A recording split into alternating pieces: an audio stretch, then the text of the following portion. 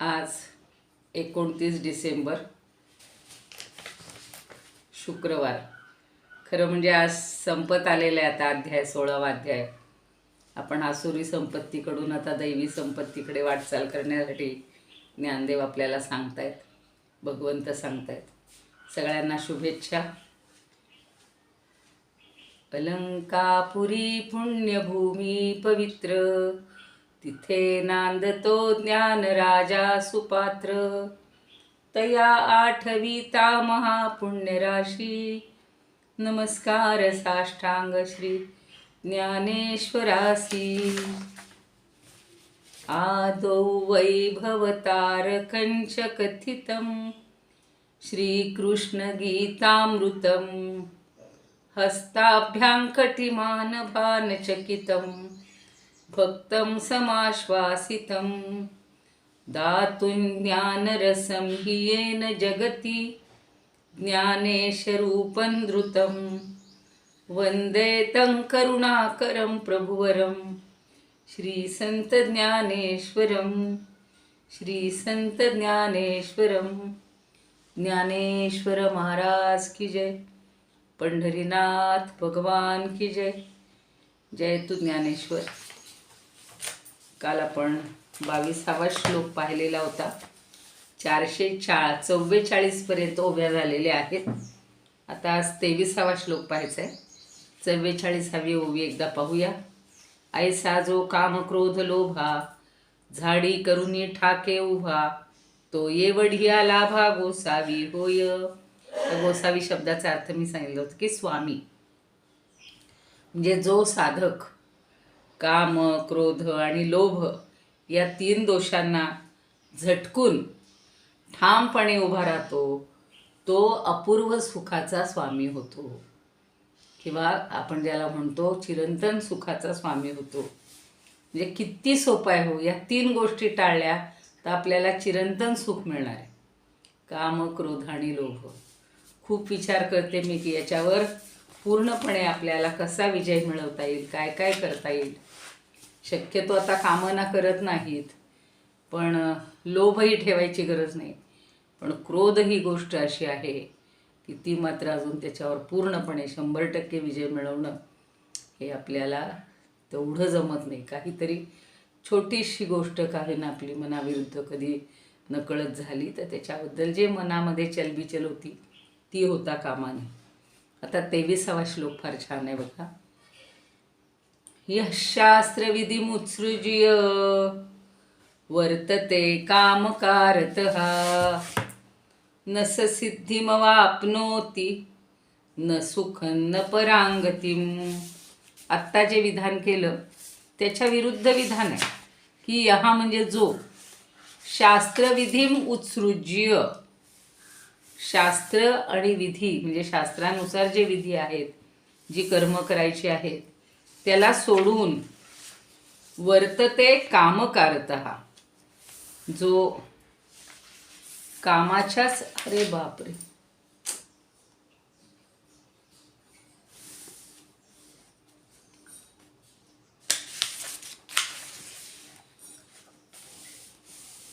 आहो बरं का, मध्येच जातोय बघा माझं हे रेंज.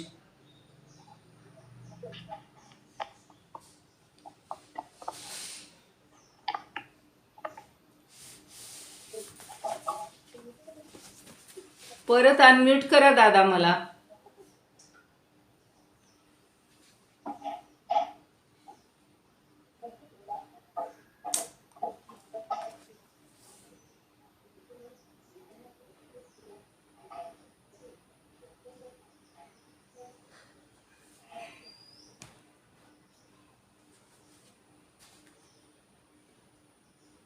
अहो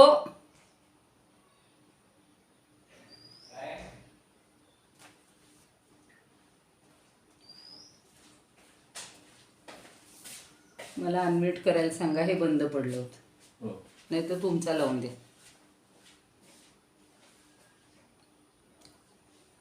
आवाज येत नाही. आवाज हा, अनम्यूट करा मला परत.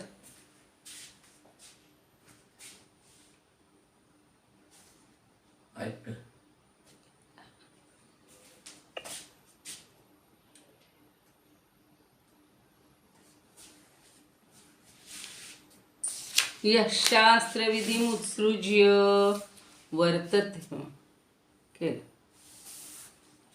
यः शास्त्रविधिमुत्सृज्य वर्तते कामकारतः न स सिद्धिमवाप्नोति न सुखं न परांगतिम. येतोय आवाज? हो आता येतोय. हा. तर यहा म्हणजे जो, शास्त्रविधीम उत्सृज्य, शास्त्रानुसार जे विधी आहेत त्यांचा उत्सृज्य म्हणजे त्याग करून, कामकारतः, काम म्हणजे आपल्या इच्छा, इच्छेनुसार मनाला येईल असं करणारा त्याला कामकार म्हणलेलं आहे. कामकारतः म्हणजे आपल्या इच्छेनुसार जो आचरण करतो, वर्तते, मनात येईल असं वागतो, सहा सिद्धीम न अवाप्नोती. सहा म्हणजे तो, सिद्धीम म्हणजे यश किंवा सिद्धी, न अवाप्नोती त्याला प्राप्तच होत नाहीत, त्याला सिद्धी प्राप्त होत नाहीत, आणि न परांगतिम आणि त्याला परमगतीचीही प्राप्ती होत नाही, आणि न सुखम आणि सुखाचीही प्राप्ती होणार नाही. म्हणजे कालचा जो श्लोक होतो 22वा, तिथं काय सांगितलं होतं की या काम क्रोध लोभाला सोडून नरकाच्या द्वारापासून मुक्त झालेला पुरुष कल्याण प्राप्त करून घेतो आणि परमगती मिळवतो, अर्थात परमेश्वराला म्हणजे मला येऊन मिळतो असं भगवंत सांगतात. त्याच्या विरुद्ध हा श्लोक आहे की जो पुरुष शास्त्रविधींच्या विरुद्ध किंवा शास्त्रविधींचा त्याग करून आपल्या इच्छेनुसार मनाला येईल तसं आचरण करतो, त्याला सिद्धी प्राप्त होत नाही किंवा त्याला शाश्वत शांती प्राप्त होत नाही, परमगतीही प्राप्त होत नाही आणि सुखाचीही प्राप्ती होत नाही. आता सुख म्हणजे आपल्याला जे ऐहिक सुख आहे ते अपेक्षित नाही आहे, आध्यात्मिक सुख, पारलौकिक सुख, ते प्राप्त होण्यासाठी शास्त्रानुसार वागलं पाहिजे, शास्त्रानुसार आचरण करायला पाहिजे, आणि तो जो करत नाही त्याला या सिद्धी प्राप्त होणार नाहीत किंवा सुखही प्राप्त होणार नाही असं भगवंत आपल्याला सांगतात. आता ज्ञानदेव काय म्हणतात बघूया. नाहे नावडोनी काही कामादिकांचाची ठाई दाटिली जेणे डोई आत्मचोरे. ना हे न आवडोनी काही म्हणजे न आवडल्यामुळं, हे म्हणजे मी सांगितलेलं, ना हे न आवडोनी काही, हे मी जे सांगितलेलं आहे म्हणजे जो आत्मानंदाचा मार्ग दाखवलेला आहे तो न आवडल्यामुळं, तो न रुचल्यामुळं, दाटिली जेणे डोई आत्मचोरे, मग ज्याच्या, तो कसा आहे आत्मचोर म्हणजे आत्मघातकी, तर त्या आत्मघातक्यानं काय केलेलं आहे तर काम, क्रोध आणि लोभ याच्या ठिकाणीच सतत आपलं डोकं, म्हणून म्हणले दाटिली जेणे डोई, आपण म्हणतो ना त्याचं डोकं त्यातच जातंय. तो शब्द डोई हा शब्द डोक्यासाठी वापरलेला आहे. तर आपलं डोकं या अशाश्वतामध्ये जो खुपसतो, दाटलं म्हणजे त्या ठिकाणी जो रमलेला आहे, रुतलेला आहे, अशा व्यक्तीला शाश्वत सुख मिळणार नाही.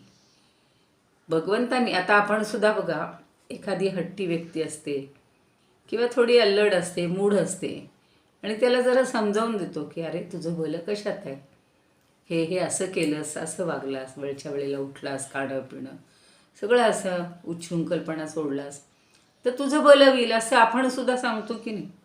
मग भगवंत आपल्याला तेच सगळ्यांना सांगतायत, अर्थात अर्जुनाच्या मार्फत सांगतायत की जो मी आत्मानंदाचा मार्ग दाखवलेला आहे तो न रुचल्यामुळे जे आत्मघातकी लोक आहेत, काम क्रोध लोभाच्याच मागे लागणारे आहेत, त्याच्यामध्येच डोकं खुपसणारे आहेत, असं आहे. एवढ्या एका ओवीचा एवढाच अर्थ आहे. पुढे म्हणतात, जो जगी समान सुकृपू हिताहित दाविता दीपू तो अमान्यू केला बापू वेदू जेणे.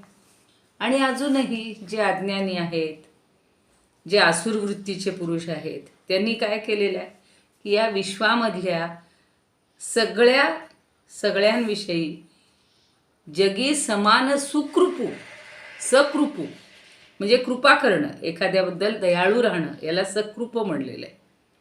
तर समान भाव बाळगणाऱ्या आणि अत्यंत दयाळू अंतःकरणाच्या आणि पुन्हा हिताहित दाविता दीपू, हिताहिताचा, हित आणि अहिताचा दिवा दाखवणं म्हणजेच काय, त्याचा प्रकाश दाखवणाऱ्या दिव्याला किंवा अर्पण करणाऱ्या दिव्याला. आता हा दिवा कोणता आहे तर वेद, म्हणून त्यांनी पुढं म्हटलेलं आहे वेदू जेणे, म्हणजे सर्वश्रेष्ठ वेदांना त्यांनी काय केलंय तर आपल्या जगातून किंवा आपल्या आयुष्यातून, मर्त्य आयुष्यातून त्यांना पूर्ण हद्दपार केलेलं आहे. अमान्य केला बापू, अमान्य केला म्हणजे काय, ते मान्यच करत नाहीत, त्यांना मान्यच करत नाहीत. वेदानुसार वर्तन नाही करायचं म्हणजे काय, वेदाला स्वीकारायचंच नाही, वेदातलं जे ज्ञान आहे ते मान्यच करायचं नाही. म्हणून एवढ्या एका ओवीमध्ये खूप अर्थ बनलेला आहे. कुणाला तरी त्रास होतोय, दादांना बरं नाही काय, खोकला येते. तर हो दादा, पाणी बिणी घ्या जरा नीट. अज्ञानी आसुर वृत्तीच्या पुरुषानं विश्वामधल्या सगळ्यांविषयी समान भाव बाळगणाऱ्या आणि अत्यंत दयाळू अंतःकरणाच्या हिताहित दाखवणाऱ्या किंवा स्वच्छ हिताहिताचा प्रकाश देणारा जो दीप आहे, अर्थात वेद आहेत, त्या वेदांना आपल्या आयुष्यातून पार करून टाकलेल्या, हद्दपार केलेल्या. अमान्य केला बापू, बापू म्हणजे अरे बाबा अशा अर्थी म्हणलेले. वेद उजेणे, आणि वेद हे तर साक्षात परमेश्वराचे उच्छ्वास आहेत, निश्वास आहेत. तस्य निश्वसितम वेदा हा म्हटलेले. भगवंताचे, ब्रह्मदेवाचे हे निश्वास आहेत, त्याच्यावर आपण विश्वास ठेवला पाहिजे. पण हे जे अज्ञानी लोक आहेत, हे आसुरी लोक आहेत, हे त्याचं वेदाचं काही मान्यच करत. म्हणून मगाशी सांगितलं की जे शास्त्राधारे वागत नाहीत त्यांना परमशांती परमसुख मिळत नाही, त्याचाच भर देऊन इथे पुन्हा सांगतायत या श्लोकात. न धरीची विधीची भीड, तेच सांगतायत. न करीची आपली चाड, वाढवित गेला कोड इंद्रियांचे. आणि मग शास्त्रविधीची अजिबात कदर नाही, चाड नाही म्हणजे काय, कदरच नाही. कसं वाटेल तसं जीवन जगणं हे त्या लोकांना पसंत. आणि वाढवित गेला कोड, कोड म्हणजे आपली कौतुक, आपलं सगळं कौतुकच तो वाढवत जातो. आपणही काही बाबतीत असंच करतो ना, आता थोडंसं नियंत्रण पाहिजे, हे पाहिजे, तरी अजून असं पाहिजे तसं पाहिजे, या गोष्टीत जे आपलं जिभेचे लाड पुरवले जातात, ती कोड कौतुकही पूर्ण करायला पाहिजे. वाढवित गेला कोड इंद्रियांचे, आणि सगळे इंद्रियांचे कोड लाड पुरवण्यामध्ये तो मग्न झाला, नव्हे इंद्रियांच्या कच्छपी लागला, म्हणजे त्यांच्याच नादी लागलेला आहे. आणि इंद्रियांच्या मागं लागल्यामुळं पुढची पुन्हा जे दुष्टचक्र आहे ते पुढच्या ह्याच्यात पुन्हा सांगितले. काम क्रोध लोभांची कास, न सोडीचं पाळिली भाष, स्वैराचारांचे असोस वळघला रान. एवढं यशशास्त्र विधिमुत्सृज्य त्याच्या आधी आपण पाहिलं होतं, त्रिविधम नरकस्येदम. ते इथं पुन्हा सांगतायत की ह्या त्रिपुटींची म्हणजे जे दोष आहेत, काम क्रोध लोभ, यांची तो कासच सोडत नाही, त्याच्या मागे तोच पळतच सुटतो.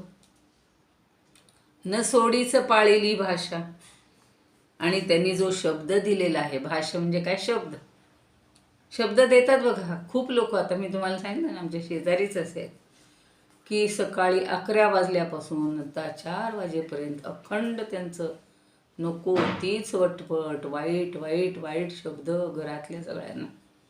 अगदी आसुरी संपत्तीचं उत्तम उदाहरण आहे आमच्या डोळ्यासमोर. आणि मग ते त्यांची भाषा सोडतच नाहीत. किती समजावून द्यावं हो बायकोनी मुलांनी, पण ती भाषा सोडायचीच नाही. म्हणून त्यांनी तेच सांगितलंय की काम क्रोध लोभ यांची कास सोडायची नाही, आणि त्यांच्या सहवासात म्हणजे कामक्रोधांच्या सहवासात राहून दिलेला शब्द तो आपला शब्द तोच खरा करतो. न सोडीचं पाळिली भाष म्हणजे जे शब्द पाळले पाहिजेत तेच तो खरा करतो. स्वतःचे शब्द खरे करतो, दुसऱ्यांना दिलेला शब्द अजिबात पाळत नाही.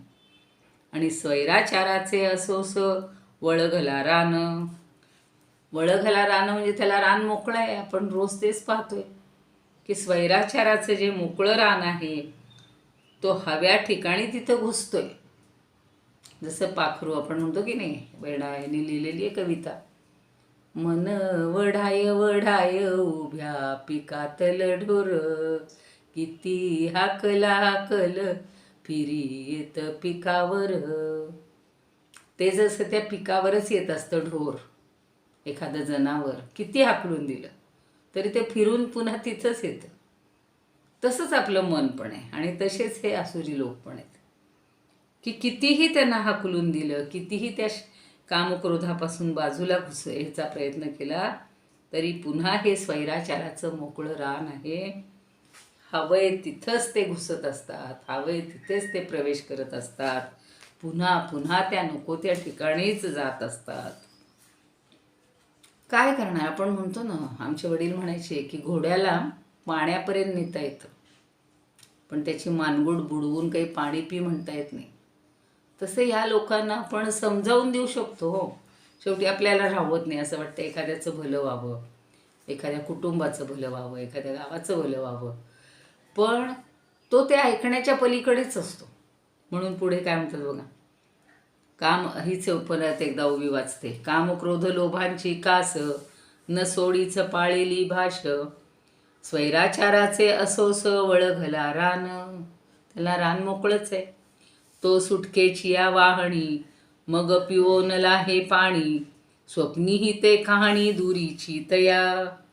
आता हा आत्मघातकी मनुष्य काय करतो, तर जन्ममृत्यूपासून सुटका करणाऱ्या मोक्षमार्गावरचं पवित्र पाणी, पिओनला हे पाणी, शुद्ध पाणी, पवित्र पाणी तो कधीच पिऊ शकणार नाही. मोक्षमार्गावरचं बरं का, हे लोभमार्गावरचं मात्र सारखं पितच राहणार. एवढंच काय, या जन्ममृत्यूच्या रहाडगाड्यातून मुक्त झालो ही वार्ता, स्वप्नीही ते कहाणी दुरीची तया. स्वप्नात सुद्धा त्याला ती कहाणी ऐकू येणार नाही, तर प्रत्यक्षात तर काय. म्हणजे जन्ममृत्यूच्या रगड्यात जरी पडलं तरी, रहाडगाडग्यात तरी त्याला त्याचंही दुःख नाही, सोयर नाही, सुतक नाही. तो त्यातच अडकून राहतो. म्हणजे चांगलं मिळत असेल.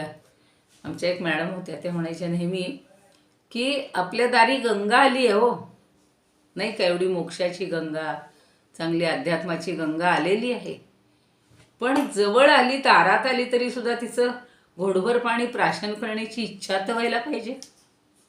माणूस म्हणाल काय आली गंगा, मला काय त्याच्याशी, ती आपली वाहती आहे, ती तिचं काम करते, असे दुष्टपणाने ते बोलत असतात. आणि म्हणून त्यांच्या स्वप्नात सुद्धा अशी ही मोक्ष गंगेची किंवा मोक्ष जलाची कल्पनासुद्धा येऊ शकत नाही, किंवा ते स्वप्नात सुद्धा ऐकू शकत नाही म्हटलेले. स्वप्नी ही ते कहाणी दुरीची तया, त्याच्यापासून दूरच राहते ही कहाणी. आणि परत्र तव जाये हे कीरतया आहे, परी ऐहिक नला हे भोग भोगू. आणि त्यामुळं हा मनुष्य काय होतो की परलोकापासून दूर राहतो, मुक्तो.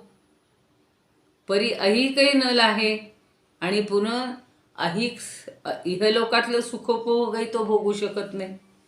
भोग भोगू. पाहतो आपण, इतके आहारी गेले कामक्रोध लोभाच्या की विविध व्याधी जडतात.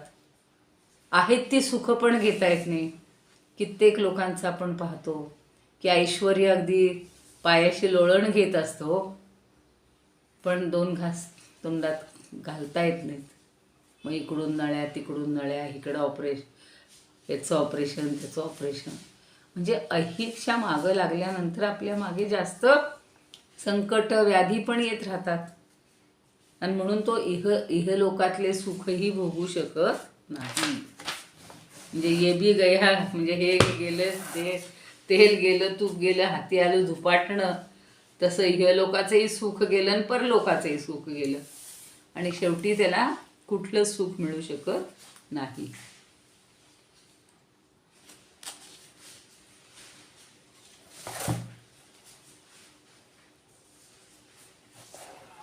असो नावडोनी ऐसी आत्मप्राप्ती, कामादिकी प्रीती ठेवी जो का. सर्वाहिताहित दाविता जो दीप, समान सकृप जगा माझी. सकृप म्हणजे कृपाळू. तया माय बाप वेदाचा साचार, सर्वथा धिक्कार करी जो का. विधी निषेधाची धरीना जो भीड, जया नाही चाड स्वहिताची. ऐसे माजवोनी विषयांचे बंड, पुरवी जो लाड इंद्रियांचे.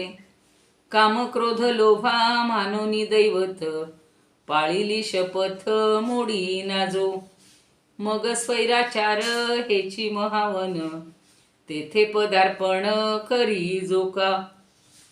तया आत्मचोरा मुक्ततेची वार्ता, स्वप्नी ही सर्वथा ऐकू येना. तया परलोकी सद्गतीच नाही, हे तो असे साच धनंजया. मग त्याला काहीच मिळत नाही. आता पुढच्या काही ओव्यामधून छान उदाहरणातनं पटवून देतात की कसा मनुष्य हा भुलतो. तरी माशा लागी भुलला, ब्राह्मण पाण बुडारी घाला, की तेथेही पावला नास्तिक वादू. आता माशाच्या लोभानं एखादा ब्राह्मण जर कोळ्याच्या जातीत शिरला तर तो नास्तिक, आम्हाला आमच्या जातीत नको असं म्हणून त्याला कोळी घेत नाही. आणि त्यामुळं हा मासे खायलाही लालचावल्यामुळं दोन्ही जातींना मुकतो. प्रत्येक वर्णाची काही कर्तव्य सांगितलेली आहेत, आचरण सांगितले, आचार धर्म सांगितलेले. आणि हा जर आता तर काही बोलायचंच नाही, सगळ्याच वर्णातले, आता जात नाही म्हणायचं, वर्णातले लोक सगळा वर्णसंकरच व्हायला लागलेले. त्यामुळं ब्राह्मणाने जर माशाच्या लोभानं कोळ्याच्या जातीत शिरला तर कोळी त्याला स्वीकारणार नाहीत, आणि कोळ्याकडे गेलाय म्हणून ब्राह्मण त्याला स्वीकारणार आहेत. म्हणजे दोन्हीकडून त्याचं नुकसान होतं की नाही. कारण ही लालूच लोभ, त्याच्यामुळं सगळं बिघडतं. खूप छान उदाहरण म्हणजे, आणि त्या काळातली तर ही जास्त आहेत बघा. त्या काळात तर तीव्रता जास्त होती. ज्ञानदेवांनी हे सगळं अनुभवलेलं आहे. तैसे विषयांचे निकोडे, जेणे परत्रा केले उबडे, तव तोची आणि कीकडे मरणे नेला. त्याप्रमाणे हा विषय वासनेला अगदी नादावला आणि त्यानं पारलौकिक सुख हे पालथं घातलं, तर मरणानं त्याला भलतीकडंच नेलं. म्हणजे पारलौकिक सुखापासूनही तो लाचावला गेला, म्हणजे हे गेला, दूर झाला. आणि मग मरण तर त्याला येणारच आहे. भलतीकडंच नेलं म्हणजे काय, ते तर अटळच आहे. आणीकडे तव तोची आणि कीकडे मरणे नेला. एवं परत्र ना स्वर्गू, मी म्हणलं तसं हे नाही ते नाही. एवं परत्र ना स्वर्गू, ना ऐहिकही विषय भोगू, तेथ केवता प्रसंगू मोक्षाचा तो. मग अशा प्रकारे त्याला पारलौकिक स्वर्गसुखही नाही आणि इहलोकीची सुखोपभोगही नाही. मग त्याला मुक्ती कुठून मिळणार. तो तरंगतच राहणार, हेही नाही तेही नाही. म्हणून कामाचे निबळे, जो विषय सेवू पाहो सळे, तया विषयो ना स्वर्ग मिळे ना उद्धरे तो. आणि म्हणून भगवंत म्हणताय की अरे पार्था, तुला मी सांगतो की आत्यंतिक कामाचे निबळे, कामवासनेच्या बळावर विषय सेवूप आहे. विषय वासना जर भोगायला लागला ते विषय सेवन पाहे सळे, ते पळतंय, ते सुखानं त्याला प्राप्तही होत नाही.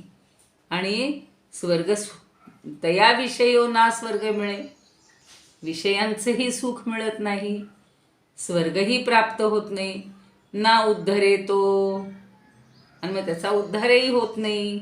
उद्धार होत नाही म्हणजेच काय, त्याला मोक्षही नाही, स्वर्गही नाही, आणि विषयांचं सुखही नाही. म्हणजे तो फक्त गटांगळ्या खात पडणार, त्याला कुठलं सुख मिळणार नाही. एवढ्या 2-4 ओव्या आधी बघू. तया परलोकी सद्गती नाहीच, हे तो असे साच धनंजया. पर्यायी कही भोगतो तयास, सुखे भोगायास सापडेना. कोळ्यांची या जाती माझी शिरूप आहे, माशांची या मोहे ब्राह्मण जो. तयासी तेथेही पाखंडी म्हणून, पाखंडी म्हणजे धर्महीन, दूर घालवून देती जैसे. तैसे विषयांते भुलोनी ऐहिक, जेणे परलोक लाथाडिला. विषयांना भुलून परलोक लाथाडला. तया अहिकही भोगतो कोठून, टाकीता गिळून यमराजे. एवं परलोक नाही तया स्वर्ग, ऐहिक जो भोग तोची नाही. मग मोक्षाचे तो नावही तयास, नको घ्यावयास धनंजया.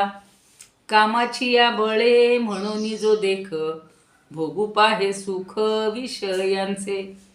तया भोग स्वर्ग मिळेना साचार, होय ना उद्धार तयाचा तो. त्याला स्वर्गही नाही, मोक्षही नाही, उद्धारही नाही, इहलोकही नाही, परलोकही नाही. तस्मात् शास्त्रं प्रमाणन्ते, कार्याकार्य व्यवस्थितौ. ज्ञात्वा शास्त्रप्रधानोक्तं, कर्म कर्तुमिहार्हसि. आता म्हणून तू काय कर, शेवटचं जे कन्क्लुडिंग आहे ते महत्त्वाचं आहे. ते आपल्या सगळ्यांना आहे की शास्त्रानुसार कर्म करा, शास्त्राला अनुकूल कर्म करा, आणि कार्य आणि अकार्य हे समजून घ्या. बघा आता संधी आहे. तस्मात् शास्त्रम, तस्मात् म्हणजे म्हणून, शास्त्रम प्रमाणन्ते, ते म्हणजे तुला, तुझ्यासाठी शास्त्रच प्रमाण आहे. आणि शास्त्र काय सांगतं, कार्याकार्य व्यवस्थितौ, एकच शब्द आहे बरं का हा समास. म्हणजे कार्य काय आणि अकार्य काय, म्हणजे कोणती गोष्ट करावी आणि कोणती गोष्ट करू नये, या बाबतीत शास्त्रम प्रमाणम, शास्त्रांनी सांगितल्याप्रमाणे करायचंय. शास्त्रांनी म्हणजे वेदांनी सगळं शास्त्र दिलेलं आहे, आणि वेदांनी सगळ्यांची कार्य सांगितलेली आहेत. अकार्य कुठलं तेही सांगितलेलं आहे, आणि त्यानुसार प्रत्येकानं शास्त्रालाच प्रमाण मानून. पुढं म्हणलंय एवं ज्ञात्वा शास्त्रविधानोक्तम कर्मम कर्तुम इहारसी. कर्तुम इह अर्हसी असा शब्द येतात. कर्तुम म्हणजे करणे, करण्यासाठी. इह म्हणजे या इहलोकी किंवा या कार्याच्या बाबतीत. अर्हसी म्हणजे तू योग्य आहेस. कसं, शास्त्रविधानोक्तम, शास्त्रानं सांगितलेल्या विधीनं तुझं नियत कर्म. कुठलं आहे हो अर्जुनाचं नियत कर्म? नियत म्हणजे नेमून दिलेलं. अर्थातच आता युद्ध करणं हे त्याचं कर्तव्य आहे, आणि ते कर्म करणंच तुला योग्य आहे असं भगवंत आता शेवटी त्याच्या खाली, या वाक्याखाली अंडरलाईन करतात की ज्यांनी आपल्याला सांगितलेलं आहे शास्त्राने की कार्य काय आणि कार्य काय याची व्यवस्था सांगितलेली आहे, म्हणून तेच प्रमाण आहे असं समजून, हे जाणून घेऊन शास्त्राच्या विधीनं सांगितल्याप्रमाणे कर्म करणं हेच तुला योग्य आहे. इथे हा अध्याय संपतो, म्हणून पुष्पिका वाचून घेऊया आपण. ओम तत्सदिति श्रीमद्भगवद्गीतासु उपनिषत्सु ब्रह्मविद्यायां योगशास्त्रे श्रीकृष्णार्जुनसंवादे दैवासुरसम्पद्विभागयोगो नाम षोडशोऽध्यायः। श्रीकृष्णार्पणमस्तु। शुभं भवतु। हरये नमः। हरये नमः। हरये नमः। कृष्णाय वासुदेवाय हरये परमात्मने प्रणतः क्लेशनाशाय गोविंदाय नमो नमः। आता याच्यावरच्या ओव्या जेवढ्या होतील तेवढ्या घेऊया. सगळ्या काही होणार नाही आहेत, सोमवारीच तो संपवावा लागेल. या कारणे पै बापा जया आथिया पुली कृपा तेणे वेदांची या निरोपा आनन की जे. बापा हा शब्द आपण अरे बाबा म्हणतोच ना, तिथे त्यांनी बापा शब्द वापरलेला आहे की अरे बाबा पार्था, ज्याच्या मनामध्ये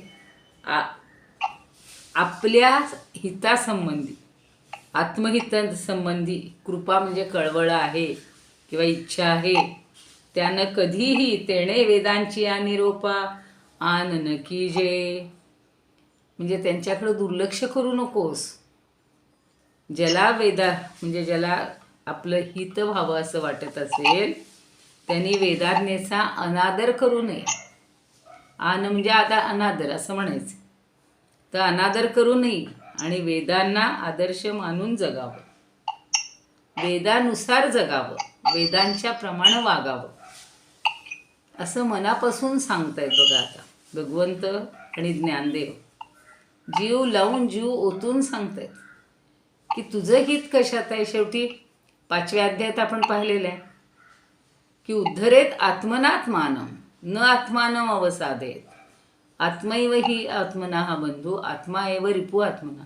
आपणच आपला शत्रू असतो, आपणच आपला मित्रही असतो. आता त्यासाठी एक छान उदाहरण देतात ज्ञानदेव. पतीची या मता अनुसरोनी पतिव्रता अनायासे आत्महिता भेटेची ते. आता एखादी पतिव्रता, फार त्या काळातल्या पतिव्रतेचं त्यांनी खूप अगदी समजावून दिले बघा की ही पतिव्रता स्त्री जी असते ती काय करते हो, आपल्या पतीचं मन सांभाळून. अनुसरोनी पतिव्रता, पतीचं मन सांभाळलं की तिचंही आत्महित होतंच आणि त्याच्या उचित मतांचा आदर केला की त्या विचारांना अनुसरून ती काय करते, अनायासे आत्महित साधते. नाहीतर मग पतीकडेही दुर्लक्ष केलं तर हिचंही हित नाही आणि पतीचंही हित नाही. पण जी खरी पतिव्रता आहे ती पतीकडे बघून, पतीच्याकडे लक्ष देऊन, सगळं त्याच्या मनाप्रमाणे अनुकूल करून, त्याच्या मतांचा आदर करून स्वतःचंही हित करून घेते असं त्यांना समजावून द्यायचे. ना तरी श्री गुरुवचना, अजून एक सांगतात, ना तरी श्री गुरुवचना दिठी दे तू जतना शिष्य आत्मभुवना माझी पैसे. आणि समजा आपण गुरूंच्या आज्ञेकडं ध्यान दिलं, लक्ष दिलं तर शिष्यसुद्धा काय होतो, आत्मभुवनामध्ये प्रवेश करतो. शिष्य आत्मभुवना माझी पैसे. पैसे म्हणजे प्रवेश करे बरं का. आपल्याला पैसे म्हणजे हे धन दौलत ते नाही, पैसे म्हणजे प्रवेश करतो. म्हणजे जसं पतिव्रतेचं उदाहरण दिलं तसंच एखादा शिष्यसुद्धा सद्गुरूंच्या आज्ञेप्रमाणे किंवा आज्ञेकडं प्रयत्नपूर्वक लक्ष देऊन आत्मानुभवामध्ये प्रवेश करतो. त्यालासुद्धा खूप बघा उपनिषदातली कितीतरी उदाहरणं आहेत की गुरूंनी सांगितलं तसं ऐकलं आणि त्या शिष्याचं भलं झालेलं आहे. हे असो आपुला ठेवा हाता आथी जरी यावा तरी आदरे जेवी दिवा पुढा की जे. आता पुढं म्हणतायत की खरं म्हणजे ना, अरे पार्था, आपण जर जमिनीत ठेवा म्हणजे धन पुरून ठेवायचे ना, तर आपण जमिनीत पुरून ठेवलेलं धन हे आपल्याच हाती यावं, हाताहाती जरी यावा, आपल्याच हाती यावं असं जर वाटत असेल तर काय करावं लागतं, तरी आदरे जेवी दिवा पुढा की जे. तर दिवा घेऊनच आपल्याला तिथं शोधावं लागतं. हातात रात्रीचा जसा दिवाच घ्यावा लागतो, भले आपण ठेवले पुरून, पण आपल्याला सुद्धा अंधारात दिसत नाही ना. कुठंतरी उकरून काय उपयोग आहे. बरोबर जिथं ठेवा ठेवलाय तिथंच जायला पाहिजे. किती सुंदर उदाहरणं दिलेली आहेत बघा, की आपला हा आत्महिताचा ठेवा आपल्याजवळच आहे. त्याच्यासाठी आत्मज्ञानाचा दिवा आपल्याजवळ हवाच आहे ना. तैसा अशेषाही पुरुषार्थ. ताईंना काही विचारायचं. हो का? मध्येच बर, थांबू का मग? प्रार्थना म्हणते आणि मग थांबूया. इदमुपकर्तुं भुवन मंडलम समुदितमिव भास्करम सादरम वंदे ज्ञानेश्वरम. त्रिभुवन माता भगवद्गीता लोकमंगला लोकविश्रुता लोकहितं संततं ध्यायता येन ज्ञानेश्वरी विरचिता श्रुत्वा प्राकृतगिरं सादरं वंदे ज्ञानेश्वरं सादरं वंदे ज्ञानेश्वरम्.